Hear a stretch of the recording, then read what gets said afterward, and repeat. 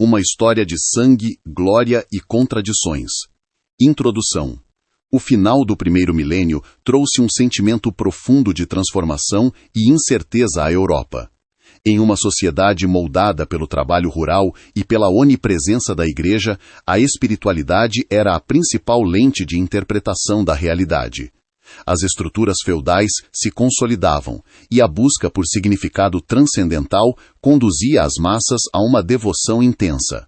Nesse ambiente, a ideia de uma terra sagrada e distante começou a ganhar força na imaginação coletiva. Para o homem medieval, Jerusalém era o centro espiritual do universo, palco dos mistérios da fé e destino supremo da redenção. Contudo, as rotas tornavam-se mais perigosas diante das mudanças políticas no Oriente. A notícia de dificuldades no acesso aos locais sagrados espalhou indignação pelas cortes e vilas da Europa Ocidental. Enquanto a cristandade latina buscava organização interna, o mundo islâmico vivia expansão cultural e científica sob dinastias poderosas, embora marcado por disputas internas. No meio desse cenário, o Império Bizantino, herdeiro da tradição romana, enfrentava pressões militares crescentes. O pedido de auxílio enviado ao Papa tornaria-se o catalisador de um movimento muito maior do que se imaginava. A marcha ao Oriente não era movida apenas por fé. Nobres sem herança buscavam terras e títulos. Camponeses viam na expedição uma fuga da servidão e da fome. Fé, ambição e necessidade econômica formaram uma multidão heterogênea que alteraria o curso da história. A viagem à Terra Santa exigia atravessar territórios hostis com recursos limitados, impondo desafios logísticos inéditos à Europa feudal. A viagem à Terra Santa exigia atravessar territórios hostis com recursos limitados, impondo desafios logísticos inéditos à Europa feudal. O contato entre cavaleiros ocidentais e sociedades do Levante produziria choques e trocas culturais duradouras, influenciando medicina, arquitetura e saber científico no retorno dos sobreviventes. A ideia de Guerra Santa foi construída gradualmente. Teólogos defenderam que lutar contra infiéis era caminho de redenção, fundindo o guerreiro germânico ao mártir cristão. Assim, as cruzadas tornaram-se mais que expedições militares. Representaram o despertar de um continente que passou a olhar além de suas fronteiras, redesenhando o Mediterrâneo e marcando profundamente a história europeia e oriental. Capítulo 1. O clamor do Ocidente e o despertar da Guerra Santa. Para entender o deslocamento de massas ao leste, é preciso observar como a Ásia Menor foi reconfigurada pela chegada dos turcos seljúcidas, cuja expansão desafiou Constantinopla e alterou o equilíbrio entre califados árabes e fronteiras bizantinas, levando Aleixo I a reconsiderar alianças com o Ocidente, apesar do cisma de 1054. A derrota bizantina em Manzikerta, em 1071, expôs a fragilidade das defesas, abriu a Anatólia à cavalaria leve e fez a administração imperial perceber que sua sobrevivência dependia de intervenção externa. Quando Aleixo pediu ajuda a Urbano II em 1095, buscava mercenários para retomar territórios, mas o apelo foi convertido no Ocidente em um movimento ideológico de escala muito maior, favorecido pela fragmentação política muçulmana e por disputas em Bagdá e no Cairo. A mudança de guardiões nas rotas e postos de controle encareceu comércio e peregrinação, pressionando cidades italianas, enquanto o crescimento populacional e a falta de terras na Europa criavam um excedente de gente disposta a buscar fortuna e posição no Oriente. Mesmo operando sob lógica de sobrevivência estatal, Bizâncio viu o discurso europeu deslocar-se para a libertação de espaços centrais à identidade cristã, e a presença seljúcida em Jerusalém desde 1073 acabou servindo de pretexto para a mobilização. Relatos de peregrinos sobre taxas abusivas e destruição de igrejas, precisos ou não, ampliaram a sensação de ameaça e transformaram um problema logístico em urgência moral, num Oriente Médio que se tornara ponto de convergência de ambições antigas. Ao endurecer fronteiras e adotar uma governança mais militarizada, os seljúcidas dificultaram o intercâmbio vital a Constantinopla, e Aleixo I subestimou que os cavaleiros latinos convocados traziam agendas próprias, incluindo a criação de feudos permanentes.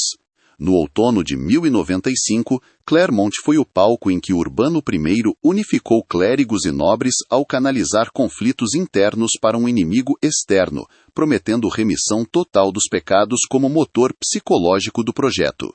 As palavras do Papa se espalharam por redes de pregação e transformaram a participação militar em promessa de salvação, alimentando uma justiça retributiva contra quem, na narrativa, profanava locais sagrados.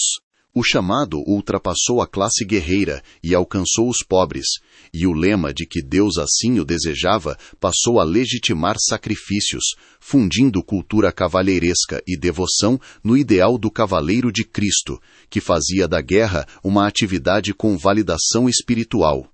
Para financiar a expedição, muitos nobres venderam ou hipotecaram terras, alterando estruturas locais e fortalecendo instituições religiosas e burguesias, enquanto a expectativa de vitória estimulava a especulação sobre despojos orientais. O fervor também gerou violência interna, como ataques a comunidades judaicas no Vale do Reno, mostrando como a Guerra Santa podia produzir intolerância fora do controle institucional. Ao formular uma teologia que rompia com a tradição cristã primitiva de não-violência, o papado criou incentivos espirituais e materiais, inclusive proteção jurídica às propriedades de quem partia, e as assembleias posteriores coordenaram rotas e encontros, exportando a violência europeia que antes se consumia em guerras privadas. Antes dos exércitos oficiais, a cruzada popular liderada por figuras como Pedro, o eremita, reuniu uma massa desorganizada que partiu sem provisões e sem disciplina, transformando a travessia europeia em conflitos e saques, sobretudo na Hungria e nos Balcãs. Ao chegar a Constantinopla em 1096, Aleixo I percebeu que não recebera o auxílio qualificado desejado e, para evitar desordem na capital, apressou a passagem do grupo pelo Bósforo, enviando-o ao confronto direto com forças profissionais. Em Civetô, Kilij Arslan explorou terreno e mobilidade de arqueiros montados e exterminou quase toda a expedição, deixando claro que entusiasmo não substituía competência militar, e oferecendo um alerta sombrio aos príncipes que ainda se organizavam no Ocidente. O desastre revelou limites logísticos, enfraqueceu a crença na vitória garantida e enfraqueceu a postura cautelosa dos líderes, que chegariam depois, enquanto o impacto social da perda de tantos trabalhadores rurais mostrou a vulnerabilidade da servidão diante de promessas de libertação espiritual. Paradoxalmente, o sucesso seljúcida em Civetô alimentou excesso de confiança e levou à subestimação da ameaça ocidental. E a tragédia funcionou como distração involuntária, que facilitou a aproximação dos exércitos profissionais, ao custo de um dos episódios mais sombrios da Idade Média. Capítulo 2. A Marcha dos Príncipes e o Triunfo da Primeira Expedição. Com a chegada dos grandes exércitos feudais ao Oriente em 1097, a campanha ganhou sofisticação tática, e Antioquia, porta estratégica da Síria, tornou-se palco de um cerco longo e extenuante, no qual as muralhas testaram a paciência dos invasores, enquanto o inverno, a falta de suprimentos e as doenças dizimavam as fileiras e alimentavam a deserção. Alimentar dezenas de milhares de homens e cavalos em território hostil mostrou-se quase intransponível. A fome matou mais do que as flechas.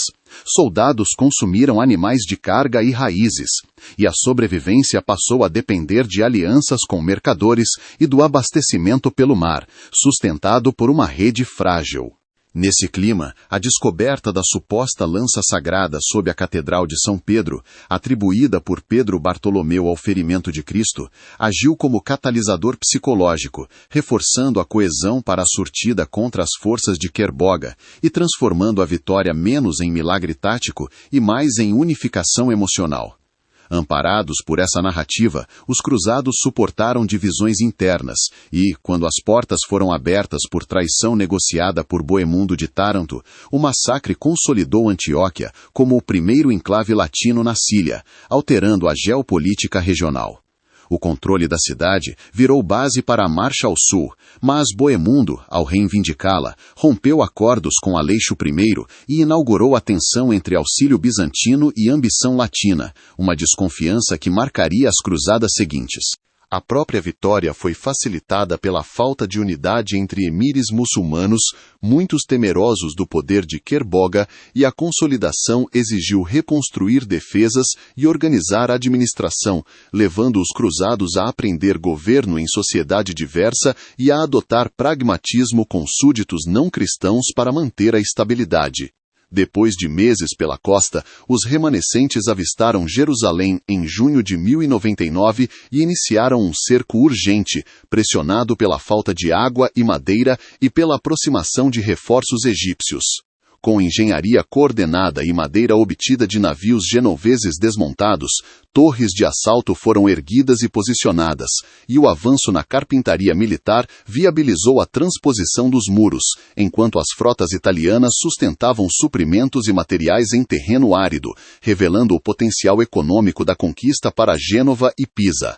A queda da cidade em julho veio acompanhada de violência contra civis, incluindo muçulmanos e judeus, funcionando também como estratégia medieval de terror para eliminar resistência imediata.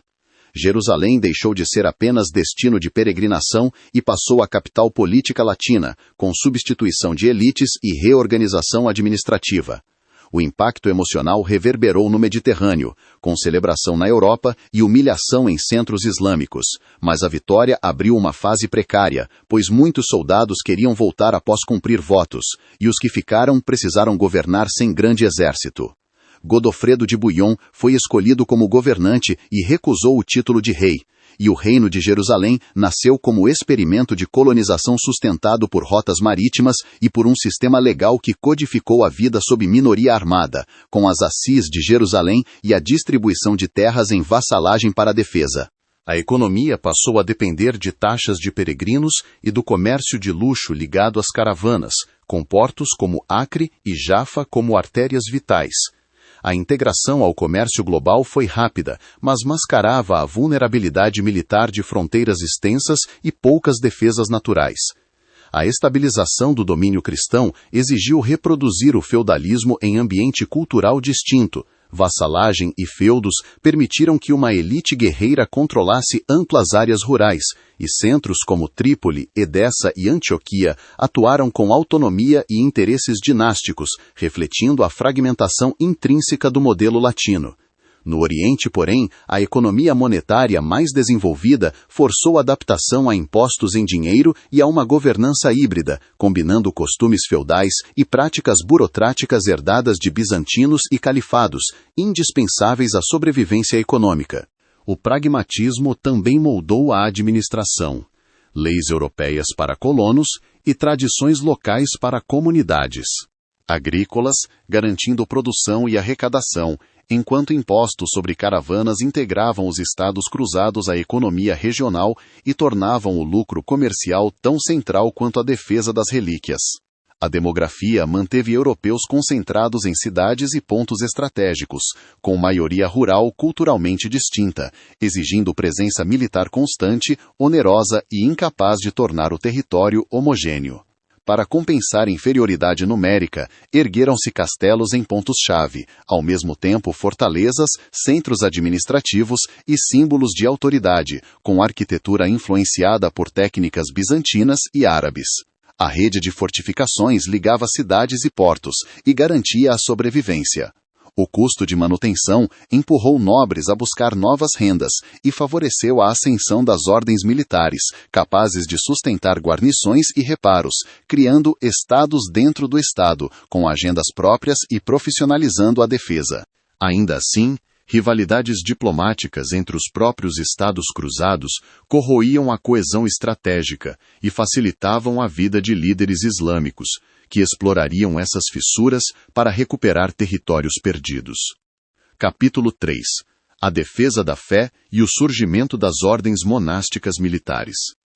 Para resolver o problema crônico da segurança dos peregrinos entre a costa e a capital, surgiu uma organização que unia disciplina monástica e perícia militar.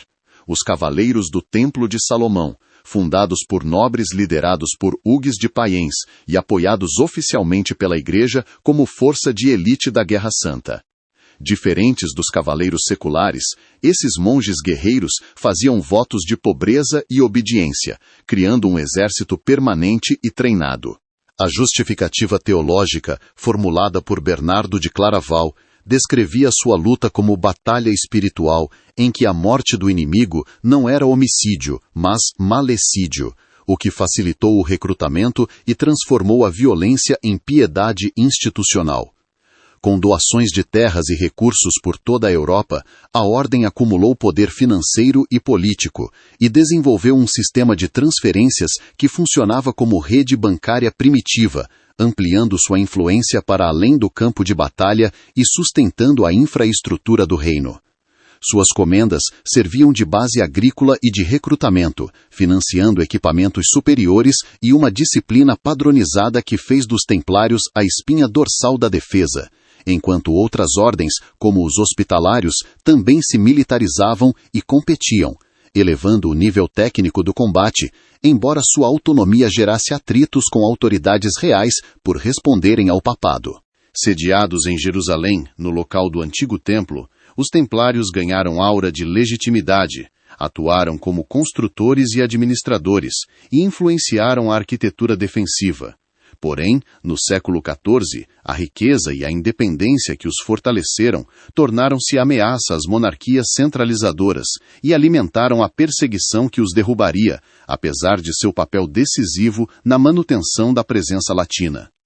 A estabilidade do projeto cruzado foi abalada em 1144, quando Zeng capturou Edessa por cerco eficaz, expondo a vulnerabilidade das fronteiras e provocando o choque que chegou às cortes da França e da Alemanha. O Papa Eugênio III convocou uma nova expedição, e a queda de Edessa passou a simbolizar a retomada do poder islâmico, sob liderança que buscava unificar facções em torno da jihad, mostrando que fortalezas cruzadas podiam cair com coordenação adequada e que a manutenção do Oriente exigia esforço contínuo.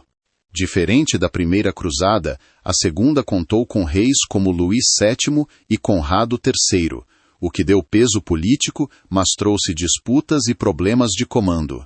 A pregação de Bernardo de Claraval inflamou o entusiasmo, enquanto a travessia da Anatólia foi cara e marcada por ataques turcos. As forças alemãs sofreram perdas severas. A desconfiança em relação a Manuel Comneno minou a eficiência, e quando os remanescentes chegaram a Jerusalém, em 1148, o clima era de acusações e recriminações. A decisão de atacar Damasco, em vez de priorizar Edessa, foi um erro grave, pois a cidade era aliada frequente do reino de Jerusalém contra os rivais sírios. O ataque empurrou Damasco para a proteção dos inimigos cristãos. O cerco fracassou por má inteligência, traições e chegada de reforços muçulmanos, levando a uma retirada humilhante que encerrou a Segunda Cruzada e espalhou desilusão pela Europa. A derrota abalou a crença na invencibilidade latina, estimulou maior unificação islâmica e exigiu explicações teológicas que atribuíram o revés aos pecados dos participantes, enquanto, na prática, evidenciou limites logísticos e a falta de unidade de comando. Nos Estados Cruzados, a tensão entre nobres do Oriente e recém-chegados ideológicos cresceu, alianças locais se desfizeram e boatos de suborno corroeram a confiança, transformando a antiga unidade da cristandade em ilusão diante do interesse próprio. As consequências para Jerusalém foram imediatas: perda de influência sobre cidades vizinhas, ataques muçulmanos mais frequentes, estradas e campos mais inseguros e necessidade de investir em fortificações e guarnições que o tesouro não sustentava, aprofundando o declínio econômico e vulnerabilidade militar. As consequências para Jerusalém foram imediatas: perda de influência sobre cidades vizinhas, ataques muçulmanos mais frequentes, estradas e campos mais inseguros e necessidade de investir em fortificações e guarnições que o tesouro não sustentava, aprofundando o declínio econômico e vulnerabilidade militar. A fragmentação pós-cruzada favoreceu a consolidação de Nur ad-Din na Síria e preparou a futura unificação com o Egito sob seu sucessor, enquanto os latinos ficaram presos a uma estratégia defensiva baseada em castelos e no apoio das frotas italianas. Damasco também ensinou que coragem e armadura pesada não substituíam geografia e conhecimento local. O calor e a falta de água castigavam cavaleiros acostumados ao norte europeu, impulsionando adaptações táticas, equipamentos mais leves e maior dependência de tropas locais. A cruzada entrava, assim, numa guerra de atrito longa, cara e de resultado incerto. 4. O duelo de gigantes entre o sultão Saladino e o rei Coração de Leão, a unificação do Islã sob Saladino, resultou na centralização de recursos antes dispersos entre emires rivais. Ao integrar Egito e Síria, o sultão criou uma estrutura logística capaz de sustentar campanhas prolongadas, apoiada por burocracia eficiente e regimentos mamelucos organizados por mérito. A anexação das províncias do Nilo garantiu base fiscal sólida e permitiu isolar o Reino de Jerusalém, mobilizando tribos e cidades sob a retórica da Guerra Santa. A coesão islâmica substituiu a antiga fragmentação e alterou o equilíbrio no Mediterrâneo Oriental. Em julho de 1187, o rei Guy de Lusignan marchou rumo a Tiberíades sob calor extremo e sem acesso seguro à água. Cercados nos cornos de Hatim, os cavaleiros cristãos sofreram desidratação e perderam formação, enquanto Saladino controlava cisternas e poços. A infantaria pesada desintegrou-se, a elite militar foi destruída ou capturada, e abriu-se um vácuo de poder. A captura da verdadeira cruz e a queda de Jerusalém, em outubro de 1187, consolidaram a soberania islâmica. Saladino preservou a infraestrutura urbana, restaurou mesquitas e integrou a cidade ao sistema econômico regional. A notícia da perda mobilizou a Europa e levou à organização da Terceira Cruzada.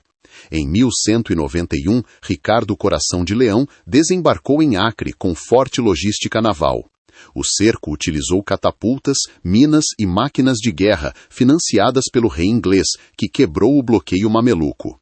Mantendo-se próximo da costa, Ricardo garantiu suprimentos constantes e venceu em Arsur graças à disciplina da infantaria pesada. Recuperou portos estratégicos, mas avaliou Jerusalém como armadilha logística e priorizou os enclaves costeiros.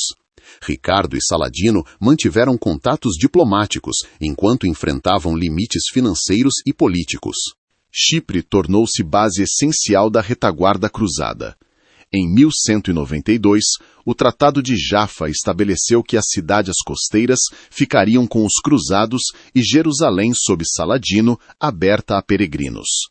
O acordo permitiu reativação do comércio, estabilizou a região e evitou o extermínio mútuo. Após a morte de Saladino, em 1193, e as dificuldades de Ricardo na Europa, encerrou-se uma era marcada por confronto e pragmatismo, substituindo a guerra total por equilíbrio diplomático no Mediterrâneo Oriental. 5. A ganância veneziana e o desvio trágico para Constantinopla. No início do século XIII, o papado decidiu atacar o Egito para enfraquecer o poder muçulmano, mas dependia da frota de Veneza. Pelo Tratado de 1201, os cruzados prometeram pagar uma soma enorme para transportar 30.000 homens. Ao chegarem, perceberam que o contingente era menor e a dívida impagável.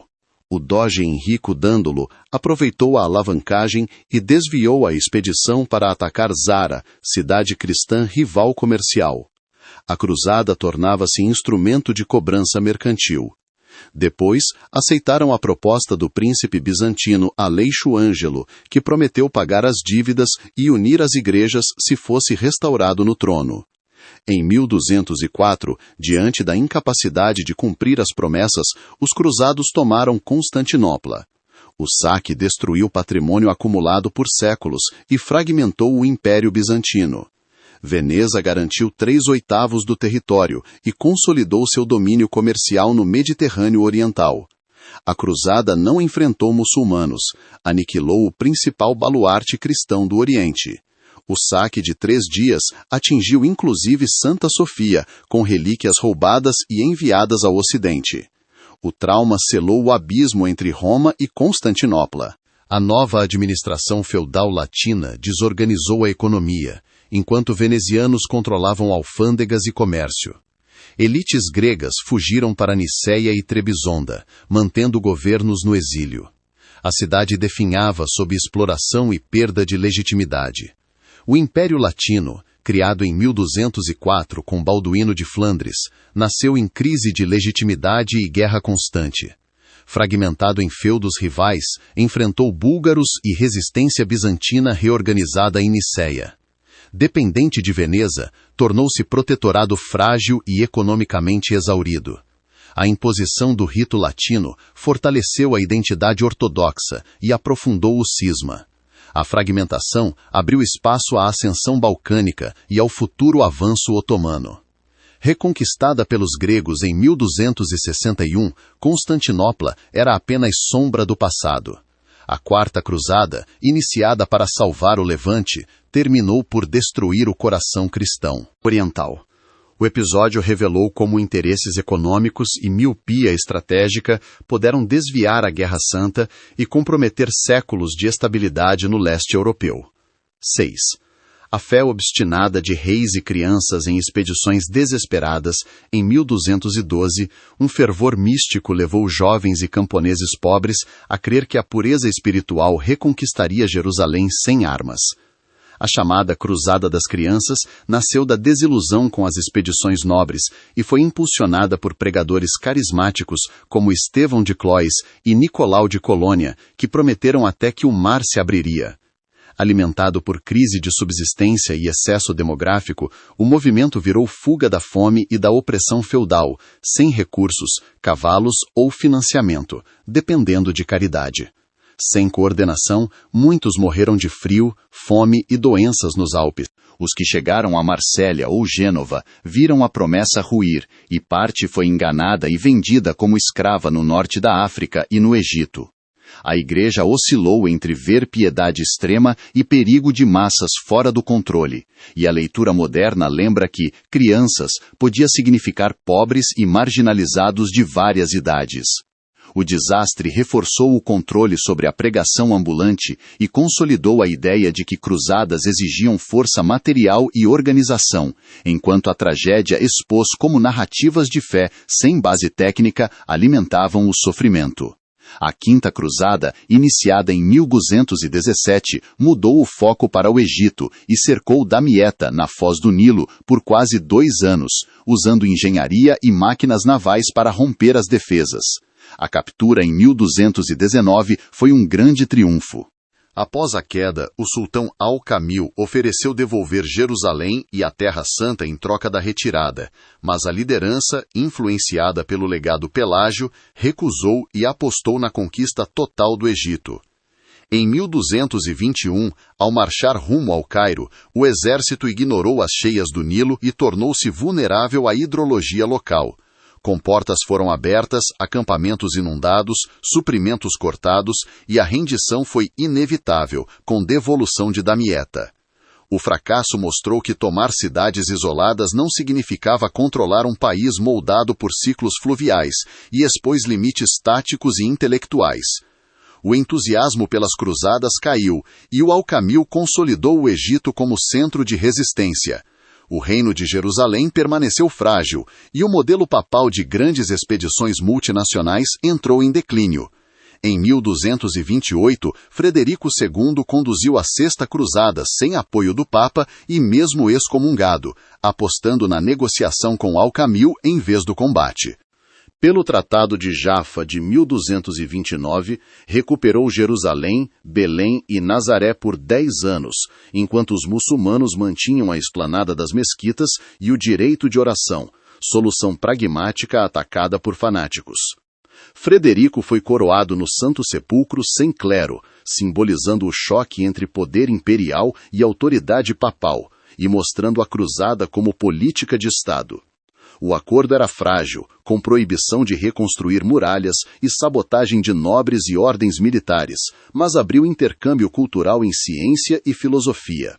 O sucesso diplomático foi único por evitar sangue, porém o papado atacou territórios do imperador, e após o fim do tratado, Jerusalém foi recapturada em 1244. O legado final foi a ideia de que paz exige coragem política e que compreender o adversário pode ser mais poderoso que a força bruta. 7. O crepúsculo da cruz no Oriente e a ascensão dos mamelucos. Em meados do século XIII, Luís IX liderou as últimas grandes tentativas europeias de reverter o colapso dos Estados Cruzados. Em 1248, retomou o plano de atacar o Egito e capturou Damieta, com um desembarque naval eficiente. Mas sua obstinação em buscar martírio em vez de pragmatismo levou ao desastre no Nilo. Foi capturado e a França pagou um resgate que drenou o tesouro. Após a libertação, permaneceu no Oriente reconstruindo fortalezas costeiras em Acre, Jafa e Cesareia, e criando uma rede defensiva, mas sem homens suficientes para guarnecê-la e sem condições de deter a força que se consolidava no Egito. Em 1270, desviou o alvo para a Tunísia, tentando converter o emir local e criar uma base no Mediterrâneo Central. Porém, a expedição foi destruída por peste e disenteria, e o próprio rei morreu diante de Tunis, encerrando a era das cruzadas reais em larga escala. Canonizado como modelo de monarca cristão, Luís deixou um legado ambíguo, piedade exemplar, mas campanhas politicamente desastrosas, com perdas humanas e desgaste financeiro sem ganho duradouro. Com sua morte, a Europa perdeu o último grande patrocinador das cruzadas, voltou-se para conflitos internos e abandonou o Levante, enquanto para as populações locais ele foi apenas mais um invasor vencido por geografia e disciplina militar. No mesmo período, a ascensão mameluca marcou uma nova forma de poder militar profissional que não aceitava tréguas. Baibars, ao assumir em 1260, transformou a Guerra Santa em eliminação sistemática das colônias cristãs, criando um exército de elite veloz, disciplinado e sustentado por coordenação logística superior. Ele reconstruiu fortalezas, organizou comunicações rápidas e conduziu campanhas sucessivas contra cidades e castelos, combinando mineração de muralhas e máquinas de cerco pesadas. No mesmo período, a ascensão mameluca marcou uma nova forma de poder militar profissional que não aceitava tréguas. Baibars, ao assumir em 1260, transformou a Guerra Santa em eliminação sistemática das colônias cristãs, criando um exército de elite veloz, disciplinado e sustentado por coordenação logística superior. Ele reconstruiu fortalezas, organizou comunicações rápidas e conduziu campanhas sucessivas contra cidades e castelos, combinando mineração de muralhas e máquinas de cerco pesadas. A queda de Antioquia em 1268 aniquilou o principado mais antigo do norte e serviu de aviso, enquanto a guerra psicológica e a política de terra arrasada incentivavam a fuga para Chipre e para a Europa. As ordens militares resistiam de forma isolada, mas a unificação do Egito e da Síria e a superioridade numérica tornaram a defesa latina inviável. Castelos como o Craque dos Cavaleiros foram tomados e convertidos ou parcialmente demolidos para impedir reocupação.